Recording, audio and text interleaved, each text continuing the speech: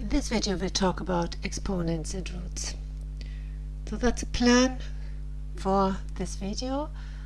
We talk about exponents, or which we also call powers or indices, about roots, about irrational numbers and scientific notation. That's quite a lot for one video, and I don't want to make this video too long, so I will go over it, but at some stage I won't take too much time to work through examples or explain in very much detail. We will do that in the live session in our class next week. Okay? So let's start with some clarification of terminology. What is an exponent? Or it's often also called a power. It's actually the superscript. It's a small number here written on top of something else. Yeah, it's always on the top right corner, like you can see here, and you may have it on top of a number, on top of a letter, or we call it variable now, or on top of something enclosed in brackets. Yeah, what does it mean? What does an expression like 3 to the power, that's how we call it, 3 to the power of 4, what does it actually mean? Well, it means we multiply the number 3 4 times 3 times 3 times 3 times 3. We don't want to write that much, and that's why we just shorten it this way. We write, instead of 3 times 3 times 3 times 3, we write 3 to the power of 4. Imagine you have 3 to the power of 29, and you can easily see why you don't want to write that all down or even say them all. 3 to the power of 29 is much shorter. Okay? So what it actually means is, well, you can calculate that yourself or you type it into the calculator. 3 to the power of 4 is actually 81. Okay? So this exponent tells us how often we multiply something with itself. Okay? So how do we call that? We have already said it. We say 3 to the power of 4 or 3 raised to the power of 4.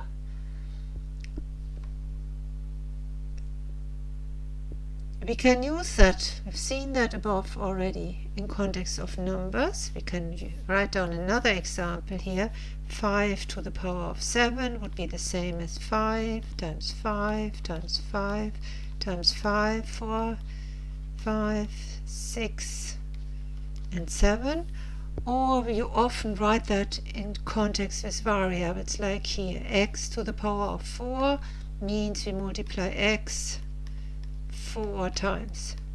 Okay, so and then, well, if we have something like 5 to the power of 7, we wouldn't leave it like that. We would actually calculate it. Yeah, type it in the calculator and calculate it. You can do that yourself. Whereas x to the 4, we can't calculate. That's basically how we leave it. Yeah, and we will, over the year, we will see many expressions like that, and we need to find ways to deal with these. Okay? And then we have this other word, roots. So we could write, here, leave that here, 3 to the power of 2. Well, and to the power of 2 we actually also call squared. Everything to the power of 2 we often call squared. And we know 3 to the power of 2 or 3 squared is the same as 9. 3 by 3 is 9. Or we can say 2 to the power of 3, and 3 is often called cubed, is the same as 8. Yes, it's 2 times 2 times 2 is 8. But we could actually work the other way around. Let's say we are looking for that number. I'll make a box now, which if I square it gives me number 9. Or that number, if I cube it, gives me number 8. Well, we know the answer to this because we had it written here already, but usually We don't really know. And this is an awkward way to say that. Yeah, would I be looking for that number? I wouldn't want to write it like down like that with a box. So another way to write it is we use the square root sign or the root sign. Instead of box squared is 9, we write second root of 9. What is that? Or here we would write third root of 8. What is that? And that actually means exactly the same. Yeah, so this means the same and this means the same. So and how do we write that here? And I said that here we can also say it means the same thing, that the square root of 9 is 3, because here's what we have. 3 is actually my number I could put in here. Yeah, we have seen that. So therefore I can say square root of 9 is equal to 3. And similarly, we have seen that 2 is the number I can put in here, because 2 cubed is actually 8. So we can say that the third root of 8 is 2. Okay? And well, you can imagine this is can be tricky to calculate these roots. Yeah? And most of the time we will use our calculator for that. So what is actually meant, and how do we find the 5th square root or the 5th root of 32? And what does it really mean? Seeing my picture from there, what it means is I draw a box again.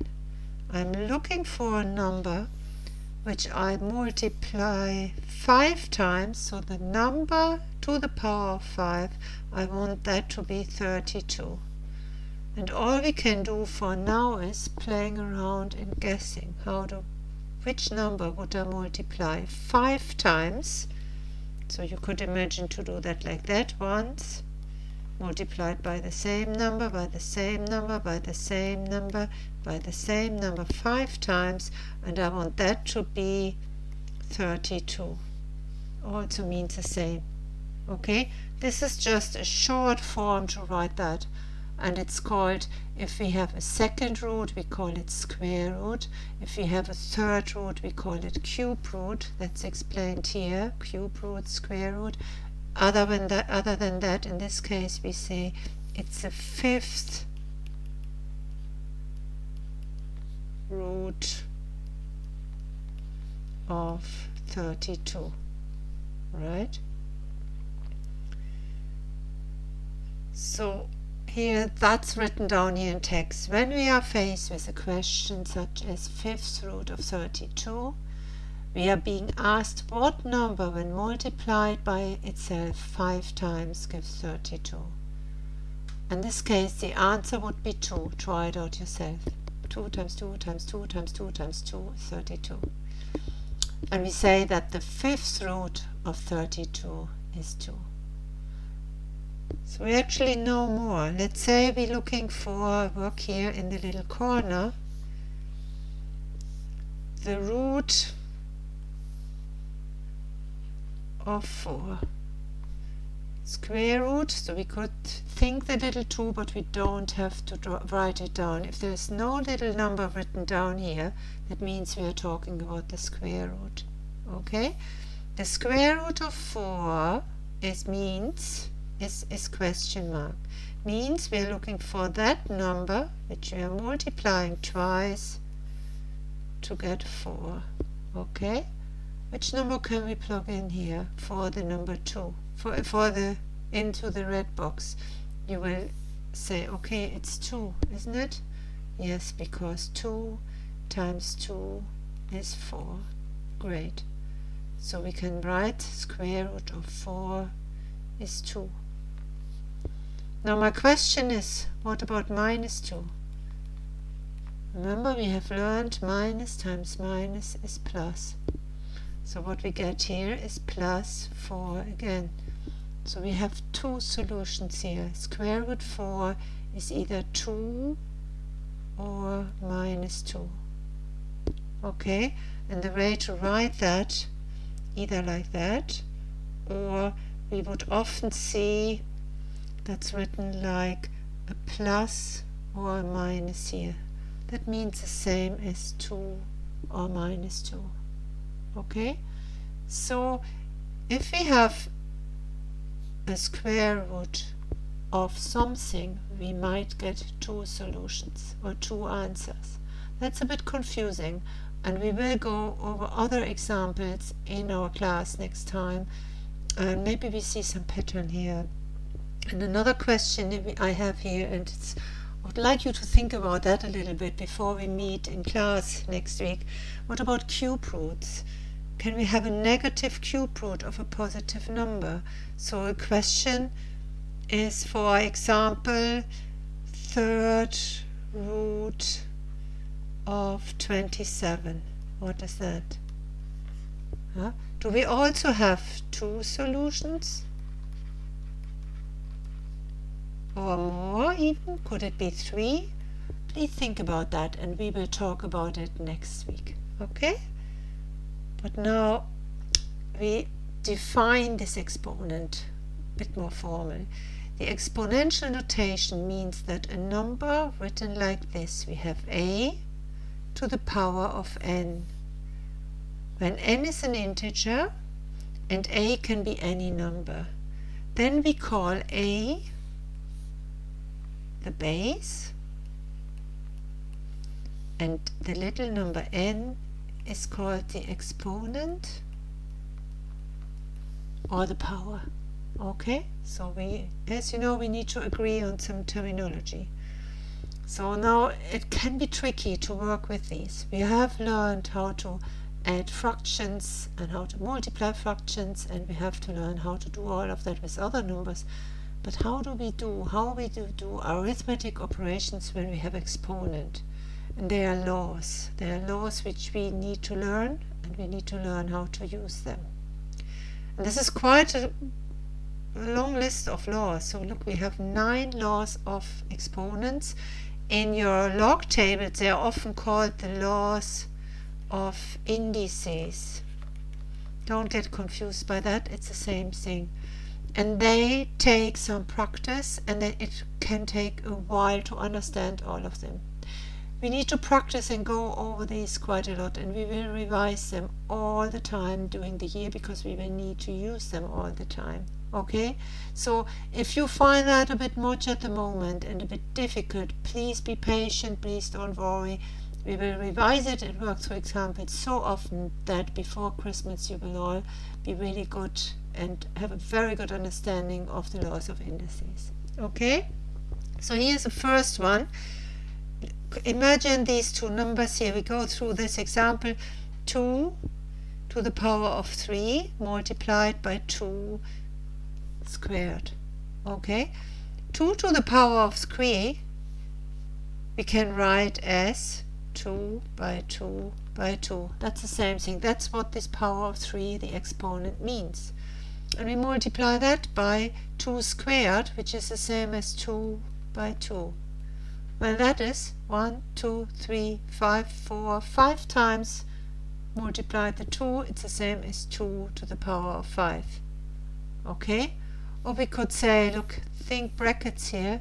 3 times plus 2 times the 2. So therefore we add the 2 exponents. And that's what we have just done here. Look, it was 2 to the power of 3 times 2 squared is the same as 2 to the power of 3 plus 2, which is 2 to the power of 5. And that works in general. If something works in general in mathematics, then we use letters to describe this. This works for every number.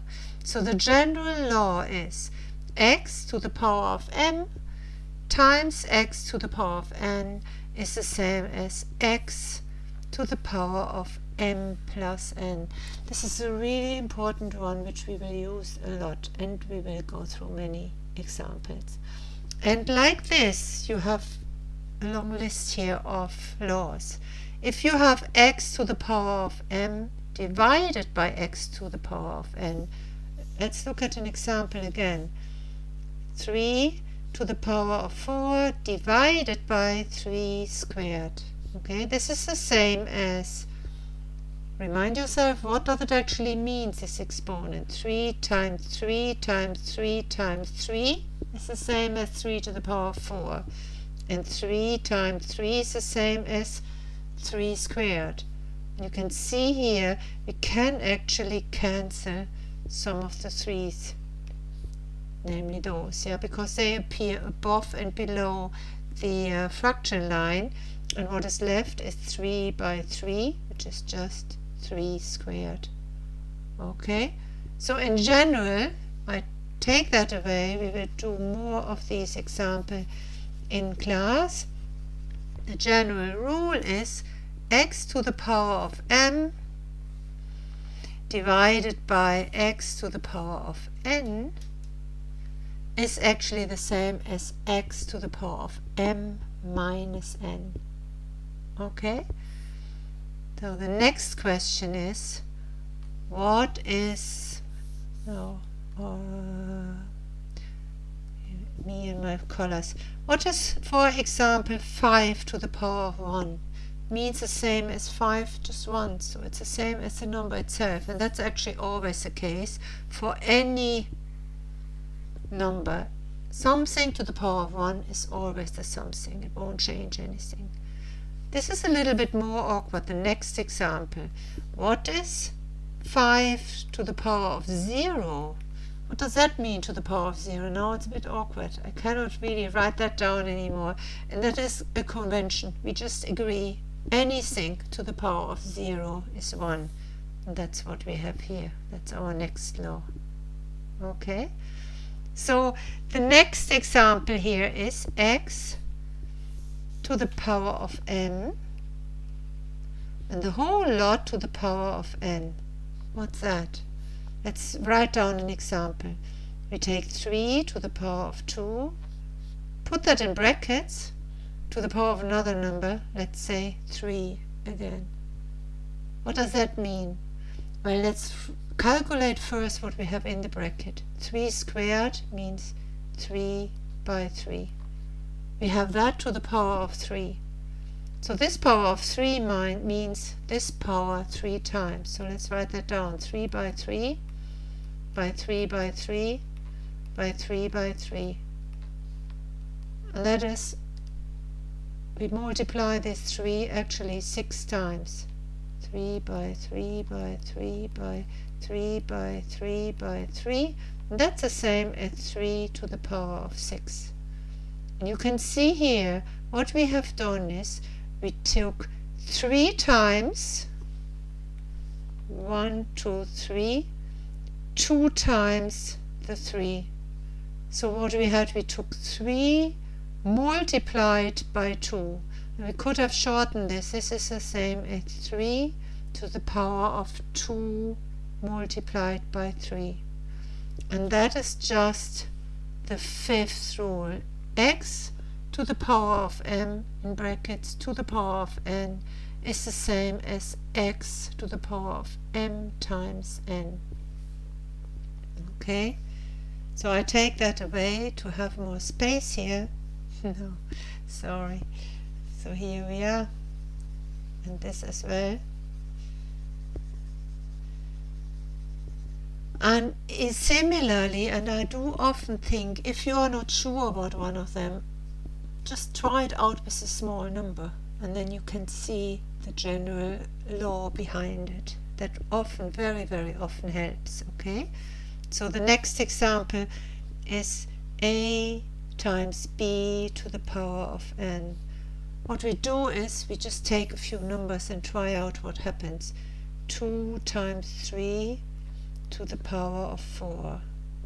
What is that? That's the same as 4 times the 2 by 3 multiplied. Okay, so we have to write the full bracket 2 4 times. That's what this to the power of 4 means. Okay, now we have 2 by 3 by 2 by 3 by 2 by 3. We don't need to write all the brackets. and you know we can swap around. We multiply, we have learned that multiplication is commutative, so we can swap around the numbers. So this is the same as 2 by 2 by 2 by 2, 4 by 4 times the 2, times 4 times the 3. And now we have a short form to write that. That's the same as 2 to the power of 4 times 3 to the power of 4. Okay, so, and again, we could have written that by, would we have known the law, we could have written that immediately. 2 times 3 to the power of 4 is actually the same as 2 to the 4 times 3 to the 4. And that is our next law here. A times b to the power of n is the same as a to the power of n times b to the power of n. Okay? So they are quite a lot, and I know I'm rushing a little bit through these laws, but we will give it much more time in class on Wednesday. The next one here is a divided by b to the power of n. That's quite similar to law number 6. So what it means is if we have a number 2 divided by 3 to the power of 4, that's the same as 2 to the power of 4 divided by 3 to the power of 4. And you can use the same method as before. Write down what it means, this to the power, and then you will find that this is actually exactly the same. And you can, from now on, you don't need to write all of that down anymore. You can use these laws directly and you will save a lot of time. Okay, that is rule number 7. So now I have only 2 more left, but that's more or less conventions rather than rules. So we have that, I delete this so that we have space here. We have that something to the power of -1. That is certainly something we cannot write down. But what is actually meant by that, again, it's a definition, it's a convention, is the same as 1 divided by 5. Okay? Or 7 to the power of -1 is 1 to the power of 7. And now something to think about. What would a to the power of -2 mean? And what it actually is 1 divided by 8 squared. So each time we have a minus sign here, it means we divide by whatever we have there. That's a convention, and that's law number 8. And the last one is also a convention. So far we only had integer numbers in our exponent, but what if we have 7 to the power of 1/5, for example? And make that red here. You can see this is my exponent. How do we multiply 7 1/5 by itself? That again is difficult to imagine. So, but what it actually means, and again it's a convention, is it means we were talking about the 5th root of the number 7. It's only another way to write that down. Okay? And that is explained here or written down in rule number 9. So these rules you will also find if you have log tables from school. You'll find them on page 21, and as I said before, they are called laws of indices in the log tables. Okay, so we will now we will use them, and you will see how useful they are when we work on these kind of examples. And to simply, we can write all these expressions we have here, which looks quite complicated. We can use the laws of exponents to write them in a much simpler way, and we will do that in class. You can try if you want, but don't get frustrated. If you find it difficult, we will do that together, and we take our time for that. You don't have to try this, okay? So I left some space. So now we have a new operations, and we have to kind of squeeze that into our order of operations. So far we had when we had longer, more complicated operation, we always said first is the brackets, then multiplication and division, then addition and subtraction, and we did some exercises. Now we put in the new one, we squeeze in the new one, that's exponents and roots, and they come even before multiplication and division, but after brackets. So let's look at the example here. What we have here is a long term, 4 plus 2 times bracket 7 times 3 plus 4, close the bracket, minus 2 plus 1 in brackets to the power of 3.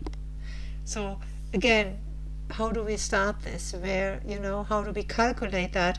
So the rule is now first the brackets. We have 2 brackets here. Okay, so here we have, and within this bracket we have to see then what is first in this bracket, because we have a multiplication and an addition sign, and we know multiplication is first. So in this bracket we calculate the multiplication first. This is a bracket, and 7 times 3 is 21, that is here. Okay, so what we have then here is 21 plus 4 in brackets, and that's just what we have there. Okay, and then we have minus 2 plus 1, another bracket, so that needs to be looked at first. So 2 plus 1 is 3, so what we have here is 3 cubed. So let's continue on the right hand side. Now we have again still brackets, 1, which we have to work out first. That is the 21 plus 4 is 25, and we have that here. And 3 just by itself we can leave and write without any brackets. Okay, so next is all the exponents here, and 3 cubed, or 3 to the power of 3, is actually 27. So we write down 4 plus 2 times 25 minus 27, and from now on we have all the operations we know. So next is in green the multiplication, that's 2 times 25, and that's 50, and what's left now is 4 plus 50 minus 27, and we work from left to the right. 4 plus 50 is 54 minus 27, that is still 27. A bit irritating, it's the same number. Okay, that's the answer. So again, we will practice similar example in class. Okay, so now before we finish, I would like to talk to you about a new type. We don't just have a new type of order operations for our order of operations, we also have a new type of numbers. Okay, so we have seen the rational numbers, we can write them as fractions in this form, yeah, where a and b are integers. And here are a few examples. A half is 0.5, then we have a third, that is 0.333333, and we have learned how to write that in short form. Okay, and these numbers we can actually remember, maybe just learn or memorize for ourselves, that whenever there is an end, it's terminating, there are not infinitely many decimal numbers, and whenever the decimal numbers repeat infinitely often, then we have rational numbers.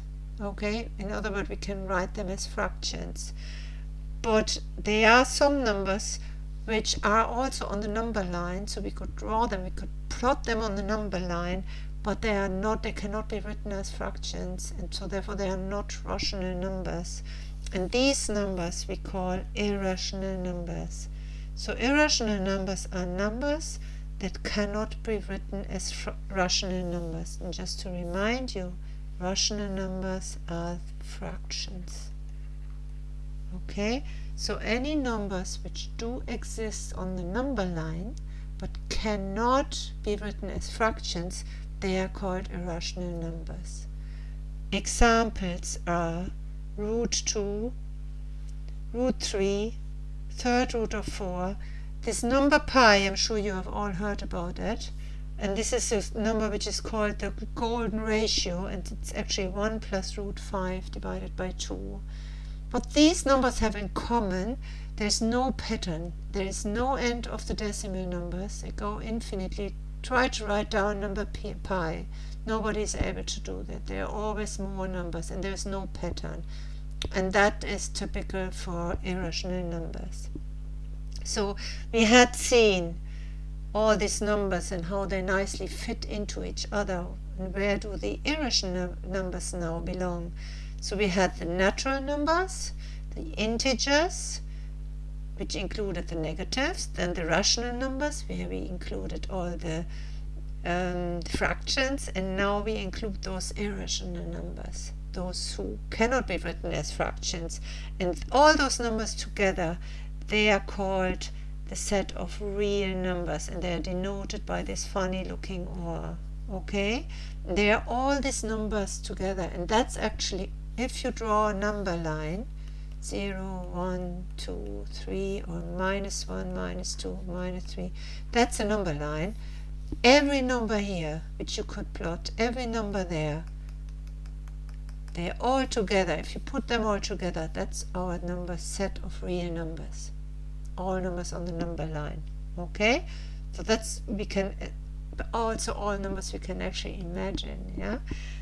So I just mentioned this now, but we won't cover it in this course. There's also another set of numbers. They're called the complex numbers here, denoted by this funny looking C, and that is a number set which includes all the numbers on the number line, all the real numbers, but there are also more numbers, and you will learn about those numbers, the complex numbers, in college next year. Okay, not in this course. We won't be doing complex numbers at all. So then there is something else we should very quickly talk about. If you have a very long decimal number like this one here, it's many zeros, there's kind of a convention to write it in a short form by using exponents. Okay, so you don't want to write all these zeros and it's easy to get confused. Instead, you just write that's the same as 1.2 times 10 to the power of -9. Quickly, what does 10 to the power of -9 mean? It's one of the laws of indices, is 1 divided by 10 to the power of 9. So that's the same as 1 divided by 1 with 9 zeros. Awful number. Okay, so we could just say we'd have this 1.2 at the 9th decimal point here. And it takes a little bit to get used to it, but then it's really a lot handier to work with these numbers than with all those zeros. And the same works for very large numbers. Yeah, so a number like that, 125 and 6, 12, 15 zeros, you wouldn't write like that. What you would write, the way you'd write it, is either 125 times 10 to the 15, or 12.5 times 10 to the 16, or 0.25 times 10 to the 17. And there is a convention within scientists really, and also calculators, that this number, so you'd have 3 ways to write this down, or even more. The convention is that the number here should be between 0 and 10. So 0 should be smaller than this number, which I call A now, and 10. Okay, this number should be between 0 and 10. That's a convention. So this is the way scientists or your calculator would use to write down this long number. Okay, you have it here. Whenever you come across with a number like that, then you can check it here and can find out what it means. You don't need to learn all of that now. Okay, so we finish off with exercises which we won't do now. We will do them in class. Okay, in class I've written that there, and then when we finish with this now next week, we will start with algebra, which you will enjoy. So I see you in class. Bye bye.